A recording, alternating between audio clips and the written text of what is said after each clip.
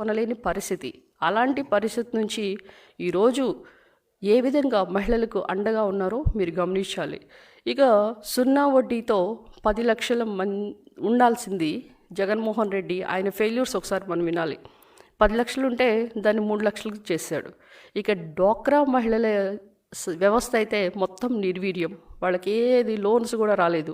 ఎందుకంటే ఆ ప్రభుత్వం నేను ఉన్నాను కనుక ప్రతి ఒక్కటి నాకు క్లియర్గా తెలుసు. ఇక ఉచిత ఇళ్ల పేర్లతో ఓటీఎస్ ద్వారా 10,000 నుంచి 30,000 కొట్టేశారు. ఇక పెళ్లి కానుక సైకిళ్ళు, ఎందుకంటే చిన్నపిల్లలు స్కూల్స్కి వెళ్ళేటప్పుడు సైకిళ్ళు మేమే అప్పుడు తెలుగుదేశం ఇచ్చిన గవర్నమెంట్లో వచ్చిన సైకిల్స్ మేము డిస్ట్రిబ్యూట్ చేయటం జరిగింది.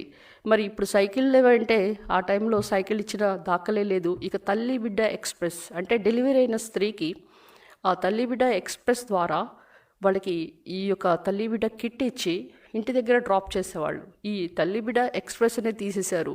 ఈ కనీసం పేదవాళ్ళు తినే అన్న క్యాంటీన్లు కూడా కోపంతో పక్కబట్టిన